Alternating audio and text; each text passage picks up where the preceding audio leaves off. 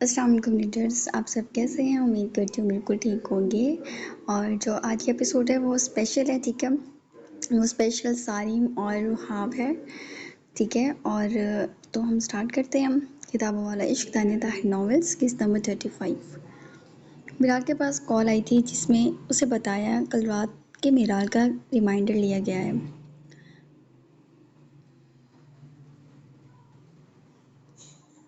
एकदम वो कुर्सी छोड़कर खड़ा हो गया। व्हाट? लेकिन मैंने अपील दायर की हुई थी कि ऐसा नहीं होना चाहिए। वकील साहब आप क्या कर रहे हैं? वो परेशानी से बोला, जबकि वकील ने उसे बताया कि उनकी अपील के मंजूर होने के बावजूद भी पैसे की ज़ुबान से कोई जान नहीं छुड़ा सकता। और ये काम सारिम ने कराया। वकील उस पर ही उल्टा टूल गया कि वो उसका बहनोई है, वो चाहे तो अपनी बहनोई से कहे कि मिराल को इस मुसीबत से बाहर निकाल सकता है। बिलाल ने कॉल ही काट दी। मिराल अपनी सजा से अब ज़्यादा भुगत रही थी। बिलाल फिक्रमंदी से इधर उधर टहलने लगा और फिर उसने रुहाब को कॉल मिला दी। ऑफिस टाइम तो ख़त्म होने ही वाला था। जब तक इस्माइल वापस ना आता तब तक उससे ये ही जिम्मेदारी संभालनी थी। वो वहाँ से निकला। शाम के साए चारों ओर फैल चुके थे और ठंडी हवा भी चल रही थी, लेकिन इंसान के अंदर खुशगवारी ना हो तो बाहर का मौसम भी अच्छा नहीं लगता। रुहाब ने कॉल अटेंड की तो उसने कान में ब्लूटूथ लगा के बाइक स्टार्ट की। रुहाब, मैंने तुम्हें एक काम कहा था, वो बरहमी से बोला। जी भाई, आप बताएं, क्या मैं भूल गई हूँ? रुहाब पूछने लगी। लगता है तुम भूल गई हो कि तुम्हारी जलाल शौहर के कब्जे में तुम्हारी बहन भी, और उसने उसका रिमाइंडर लगवाया। आज मैं मिराल के पास ही जा रहा हूँ, तुम्हारे से इतना छोटा काम ना हो सका। तोहफा तुम पर। वो काफ़ी ज़्यादा गुस्सा था। रुहाब हैरान रह गई। उसने उस बात का बदला उसकी बहन से लिया था। उसे शदीद गुस्सा चढ़ा और वो गुस्से से कमरे से निकली और बिना झिझके उसने आफिया को बताया कि वो सारिम के ऑफिस जा रही है, लेकिन उन लोगों का तो घर आने का वक्त हो गया है। आफिया ज़रा हैरान होते बोली, मगर रुहाब सुने बिना ही वहाँ से चली गई। काफ़ी गुस्से में लग रही है, नगीन बोले तो आफिया ने सर हिलाया और अजान के कपड़े चेंज करने लगी। अर्जिल को भी प्यार वो ही करती थी। नगीन के लिए वो बिल्कुल भी उसका पोता नहीं था, वो सिर्फ माला का बेटा था जिसे वो देख कर मुंह बना लेती, प्यार कभी न करती। जबकि दूसरी तरफ वहाब ने ड्राइवर को कहा तो ड्राइवर वहां से गाड़ी बाहर निकाल गया।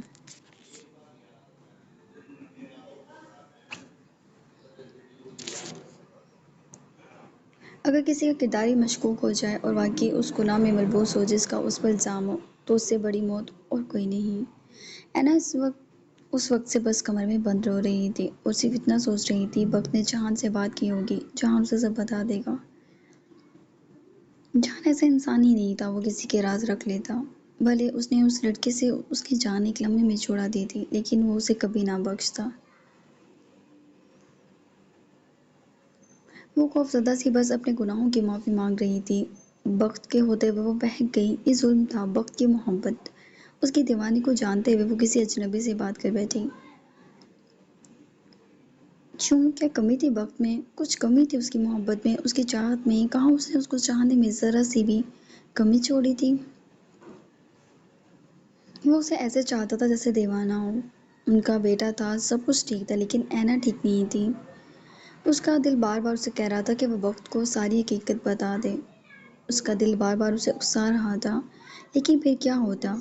क्या एक मर्द ये बात बर्दाश्त कर लेता कि उसकी बीवी उसके होते हुए किसी और में भी मलबूस रही थी, भले वो एक घंटा क्यों ना हो, यहाँ तो फिर एक महीना था। वो अपनी इस कोताही पर खुद को जितना कोसती कम था।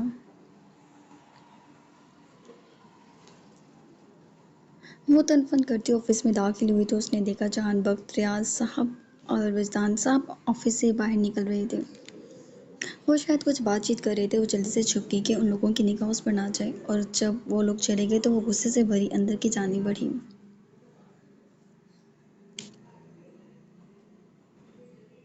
सारिम का ऑफिस कहाँ है? वो बोली तो लहजे में गुस्सा था। बीवी होने का हक था। मैडम, आप कौन हैं? शोहर है वो मेरे। वो आप बोला सी बोली। आप सारिम की वाइफ हैं? आप सारिम सर की वाइफ हैं? वो लड़की हैरान थी। अब तुम्हें अपना निकाहनामा दिखाऊं? वो मोटियां भींच गई।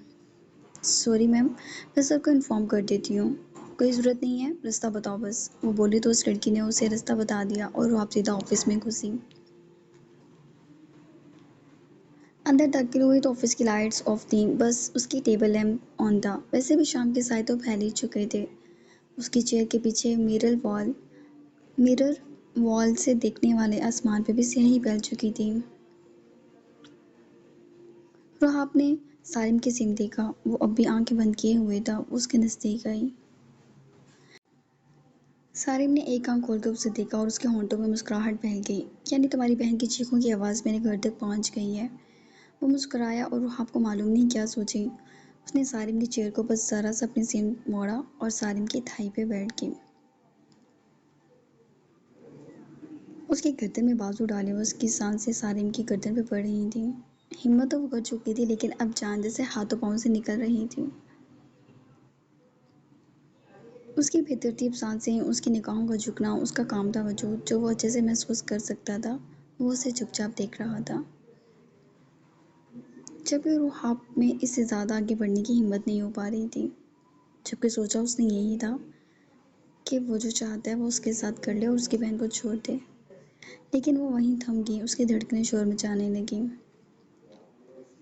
उसके जिस्म का रोंवा-रोंवा जैसे सारिम की मौजूदगी को और इस हरकत को महसूस कर रहा था, और ये बात सारिम भी अच्छे से महसूस कर सकता था। रुहाब के रुक जाने पर उसने दोनों हाथों में रुहाब की कमर को जकड़ा और चेयर को ज़रा सा आगे करके उसकी कमर को टेबल के किनारे पर ज़ोर से मारा। बेसाख्ता उसके लबों से तकलीफ भरी आह निकली और वो ज़ोर से आंखें बंद कर गई। मुझे गुस्सा यही बात दिलाती है कि अगर तुम मेरे करीब आती हो या आना चाहती हो तो वो तभी होता जब तुम्हारी बहन मुश्किल में हो। तो क्या सारी ज़िंदगी मुझे तुम्हें अपने करीब लाने के लिए पहले तुम्हारी बहन को उल्टा टांगना पड़ेगा, फिर तुम मेरे नज़दीक आओगी, या ये सोचोगी कि तुम्हें मुझसे मोहब्बत करनी चाहिए? उसके कान के नज़दीक झुका और उसकी गोल्डन बाली को उसके होंठ छू रहे थे।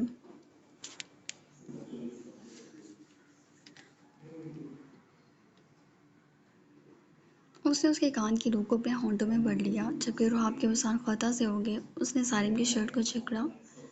सारिम ने उसका सर कांच की टेबल पर रखा और उसकी आंखों में देखा। इस वक्त वो मुकम्मल उसके कब्जे में थी। चालाक तो तुम हो, जानती हो काम कैसे निकलवाना है, लेकिन मैं बच्चा नहीं हूँ जो तुम्हारी इस जाल में फंस जाऊँ, वो सुकून से बोला। जबकि रुहाब अब तक कान की बाली पर उसकी लबों की हरकत में खोई खोई सी थी। मुझे काम करना है मोहतरमा, ये आपका बेड नहीं है, वो एक आईब्रो झुकाकर बोला। आपी को छोड़ दे। वो सीधी हुई और उसके चेहरे के नज़दीक आ गई। सारिम ने अलबत्ता चेयर पर पीछे सर टिका लिया। बिल्कुल, मुझे उसे रखकर कौन सा फ़ायदा हो रहा है, लेकिन ये तुम पर डिपेंड करता है तुम कितनी जल्दी अपनी बहन को निकलवाना चाहती हो। तो तो मैं और क्या करूँ? वो कंफ्यूज से उसे देखने लगी। तुम्हारा पहला काम मुझसे मोहब्बत करना है। उसकी कमर पर हाथ रखकर मुझसे नज़दीक कर गया। रुहाब एकदम उससे दूर होती खड़ी हो गई। सारिम ने बालों में हाथ फेरा। अगर आपने आपी को अभी अभी ना छोड़ा तो मैं वो इधर उधर देखने लगी। ये रही छुरी, काफ़ी शार्प है, रखी काट लूँ? वो रही खिड़की, कूद जाओ, इस दराज में रस्सी भी है, ये पंखा भी मजबूत है, लटक जाओ। और भी ऑप्शन है मेरे पास, सुनना चाहोगी? वो सुकून से बोला, जबकि रुहाब को अब रोना आने लगा।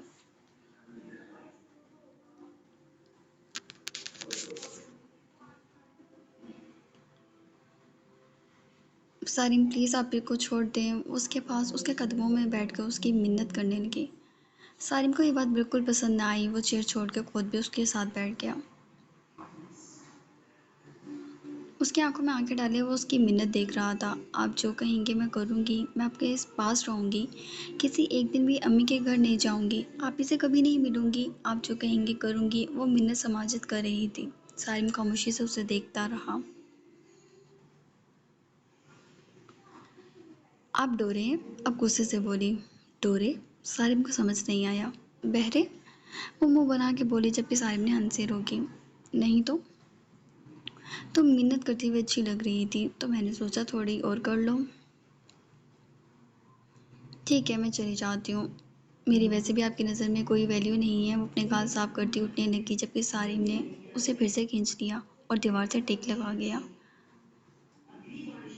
रात की पुश्त उसके सीने से लगी हुई थी, जबकि उसके कान के नज़दीक उसके हृदय दब अब भी एक अजीब तरंग उसमें उठा रहे थे। इसमें 2-4 चीज़ें और ऐड करो, जैसे कि दोबारा अपनी आपी का नाम नहीं लोगे मेरे सामने, और तुम्हें हर सूरत मुझसे मोहब्बत करनी होगी, और तुम रात में जल्दी नहीं सोगी, बेवकूफ़ाना बातें नहीं करोगी। वो चिड़चिड़ा सा बोला। रुहाब ने उसकी सिमत मुड़ कर देखा ही था कि साहिब ने उसके होंठों को खुद में भर लिया। रुहाब का वजूद सनसा हो गया। सारिम के हाथ बड़े हक से उसके वजूद पे थे, जबकि शरारत भी कर रहे थे, जिसमें रुहाब की धड़कने का शोर ऑफिस में सुना जा सकता था। Excuse me sir. अचानक दरवाज़ा बजा के एक लड़की अंदर आ गई। सारिम। रुहाब ने उसके सीने पे मुक्के मारे, जबकि वो उसको छोड़ ही नहीं रहा था। सर आप। सारिम ने उसे कलीन पर लिटा दिया, जबकि रुहाब घबराहट के मारे पसीने से भर गई, जबकि वह करवट लेकर उसके ऊपर आ चुका था। सर आप ऑफिस में हैं? वो लड़की फिर से बोली, जबकि सारिम एक बार फिर रुहाब के होठों को खुद में पेवस्त कर गया था। यहाँ तक कि अब वो उसकी गर्दन में घुसे दुपट्टे को हटाता उसकी गर्दन पर प्यार कर रहा था। रुहाब को लगा सारे जिस्म का खून उसके गालों पर इकट्ठा हो गया हो। वो लड़की ये समझकर कि वो चला गया है, दरवाज़ा बंद करके चली गई। आप कितने बदतमीज़ है, वो देख लेती। रुहाब उसे दूर करती बोली, आप जो मर्जी देखिए, बीवी हो तुम मेरी। आपको चोट लगी थी, रुहाब ने उसे याद दिलाया। जख्मी से ज़्यादा ताकतवर होता है। वो दबा गया। हटे, बस मेरा दम घुट रहा है, आप बहुत भारी हैं। रुहाब मुंह बनाकर बोली, जबकि सारिम आईब्रो झुकाता अपनी जगह से उठ गया और अपनी टाई निकाल कर उसे थमा दी। रुहाब जल्दी से अपना होलिया दुरुस्त संवारने लगी और सारिम उसे देखकर मुस्कुराहट दबा गया।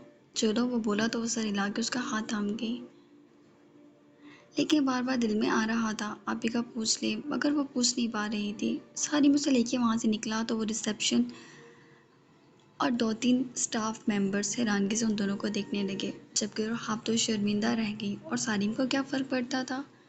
उसे लेके गाड़ी में सवार हुआ और वहाँ से निकल गया।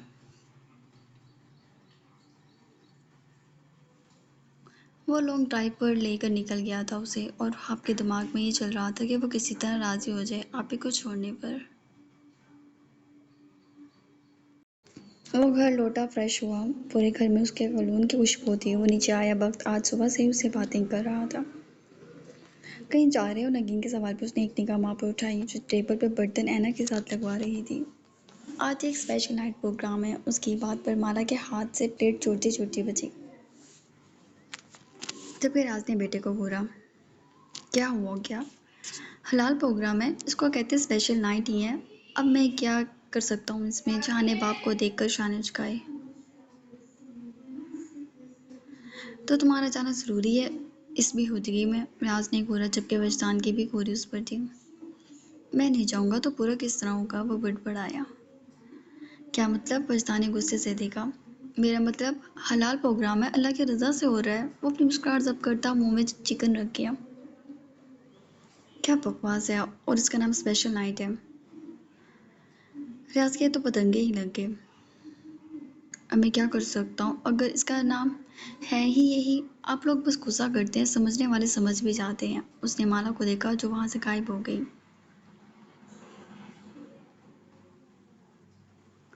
आवारा हो चुका है तुम्हारा बेटा। इस पर बीवी का पहरा बिठाओ ताकि इंसान के बच्चों वाली ज़िंदगी गुजारे। रियाज साहब गुस्से से बोले तो जहान हंसने लगा, लेकिन उसके शाने पर हाथ रखा। क्या हो गया? 4 दिन होते हैं लड़कों के पास इंजॉयमेंट के, करने दें जो करना चाहता है। नगीन बोली तो मुस्कुरा दिया। आपकी तो इजाज़त है ना? वो मासूमियत से पूछने लगा। बिल्कुल मेरी जान, मुझे पता है तुम कुछ गलत नहीं करोगे। मेरी दुआएं, मेरी इजाज़त सब तुम्हारे साथ है। नगीन ने जिस लाड से कहा, जाने मुस्कुराहट जब्त की। बस अब क्या देरी करना, वो सुकून से बोला। उसके कलून की महक से ही कोई भी बहक उठे, ऐसा शानदार टेस्ट था उसका। अब कहाँ उसे कुछ खाया जाना था हमारे खुशी के। उसने घड़ी में वक्त देखा, 8 बज रहे थे। अब 1 घंटा था, कैसे गुजरता ये घंटा। खाना खा कर सब बातों में लगे। हुनैन की शादी की बातें होती रहीं। उसके बाद माला उसे दिखाई ना दी, जबकि वक्त उसकी जानिब भी नहीं देख रहा था। चाह ने बुलाकर उसे पुकार ही लिया। वक्त, मेरी बात सुनो ज़रा। मसरूफ़ हूँ सॉरी, वक्त ने साफ जवाब दिया। ऐना के रंग उड़ गए। जहां की निगाह ऐना से मिली। ऐना की आंखों में मिन्नत थी। जहां को शदीद बुरी लगी थी वो। ओह, दूध पत्ती जैसी शक्ल के खड़े हो। जहान उसे घसीट के लॉन में ले आया। उसके साथ अजान भी था, जिसे जहान ने पकड़ा और उसके साथ खेलने लगा। तुम मुझे खेलने के तरीके सिखाने लाए हो। वक्त ने आईब्रो झुकाई। सुबह से दो मन का मुंह जो बना रखा है, उसकी वजह जानना चाहता हूँ। मैं ऐना के मुतालिक एक बात भी सुनना नहीं चाहूँगा। वक्त सच बोल गया। मैंने कब बोली है? वो मासूमियत से बोला। जहान, यू बेटर नो। वक्त संजीदा हुआ।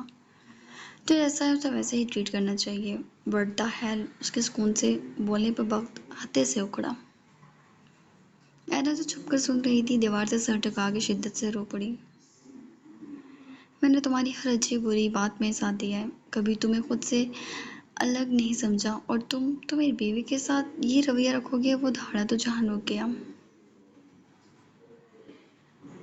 काश वो भी इतनी सिंसियर होती जिसके लिए आज मुझसे भिड़ रही हो। वो बोला और उसे धकेल के वहां से चला गया। जबकि अजान को अपने साथ ले गया था। जाते जाते उसने ऐना को देखा। ऐना कुछ कह न सकी और वो उसे कुछ कहने का हक नहीं रखता था। तभी वो वहां से चला गया। वक्त की निगाह भी ऐना से मिली थी। जहान बातें बेमकसद नहीं करता था, वक्त जानता था। वो कभी किसी के मामले में भी इंटरफेयर नहीं करता था। वो इससे भी वाकिफ था। मालूम नहीं ऐना को लगा उसके चेहरे का रंग उड़ रहे हो, और ऐना वहीं गिर गई। ऐन वो दौड़कर उस तक पहुंचा। सारे घर में ऐना की तबीयत की खराबी फैल चुकी थी। सब इकट्ठे हो गए सिवाय जहान के, जो लाउंज में ही बैठा अजान को मोबाइल चलाना सिखा रहा था। डॉक्टर को कॉल करो वक्त, क्या हो गया? बच्चे का रंग फीका पड़ गया है। आफिया फिक्रमंदी से बोली। ऐना से मसले मसाइल उसके तभी उस वक्त ख़त्म हो जाते थे जब बात उसके पोते पर आती थी। भक्त ने कॉल किया और डॉक्टर को बुला लिया। माला भी परेशान सी ऐना के कमरे में जाने लगी, जहाँ जहाँ सब थे। Oh hello. हेलो, रुको। रुक जाओ वहीं। इस फजूल से काम के लिए मेरा टाइम वेस्ट ना करो। जाओ, तैयार हो जाओ। अच्छा सा 9 बजने में 10 मिनट है बस। जहाँ ने उसे रोका। मगर है ना, उसकी तबीयत ख़राब है। माला परेशान सी होती। बाहर में जाए, वो घूर कर बोला। अब बहुत मतलबी है। माला की आंखें भीग गईं। एक झापड़ घुमा के मारूंगा। घूमते घूमते घर से बाहर निकलोगी। एक बेकार लड़की के लिए रो रही है। वो अपनी जगह छोड़कर उठा। जा रही हूँ। वो माला के करीब आता कि माला ने भाग जाना ही मुनासिब समझा। हाय डरपोक। और यार तू ही बोलती चच्ची। अज़ान ने पट से ताजी कह दिया। वाह वाह वाह, जानकर जी राज़ी हो गया और उसने अज़ान के कान गाल चूम लिए। डॉक्टर ने ऐना की प्रेगनेंसी का बताया तो सबसे ज़्यादा हंसी जहान को आई थी। किस बात पे मस्करापन चढ़ रहा है तुम्हें? रियाज पढ़ के। सॉरी, मैं तो स्पीड पे हैरान हूँ अपने लौंडे की। वो कहकर लगाकर हंसा। वक्त ने खा जाने वाली निगाहों से देखा। मेरे यार, अभी खाने का वक्त नहीं मुझे। वो कहकर बिना मुबारकबाद दिए वहाँ से चला गया, जबकि बाकी सब खुश हो गए थे, लेकिन वक्त मालूम नहीं खुश क्यों नहीं था। और वो जहान बचपन से साथ थे, और न चाहते हुए भी वो जहान की बात, उसके अंदाज और उसके अल्फाज पर तवज्जो देने पर मजबूर था। 9 बज गए थे। वो फौरन कमरे की सिमत बढ़ा तो किचन में माला दिख गई। ये लड़की उसे सिर्फ गुस्सा दिलाती थी। क्या कर रही हो यहाँ? वो गुस्से से बोला। वो मैं ऐना के लिए सूप। वो कैबिन पर उसके सामने बैठ गया। जहान कोई देख जान को हो, वो टूट गया।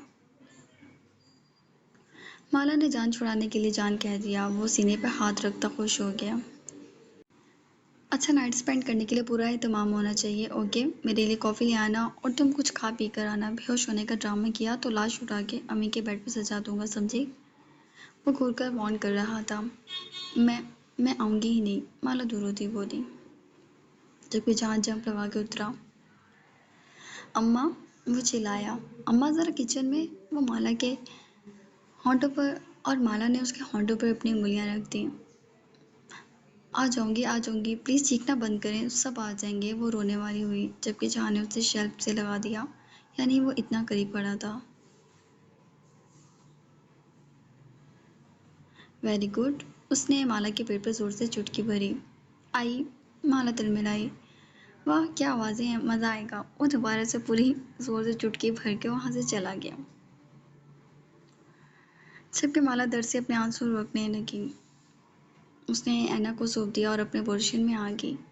शीशे में उसने अपनी शर्ट को थोड़ा सा ऊंचा करके देखा तो उसके पेट पे निशान बन गए थे। अभी तो कुछ नहीं हुआ था, तो माला इतना रो रही थी। माला ने अर्जील को देखा और बच्चों की तरह चेहरे पर दोनों हाथ रखे रो दी। अर्जील, आप जल्दी से बड़े हो जाओ, मुझे इस आदमी को पिटवाना है, वो बेटे से बोली।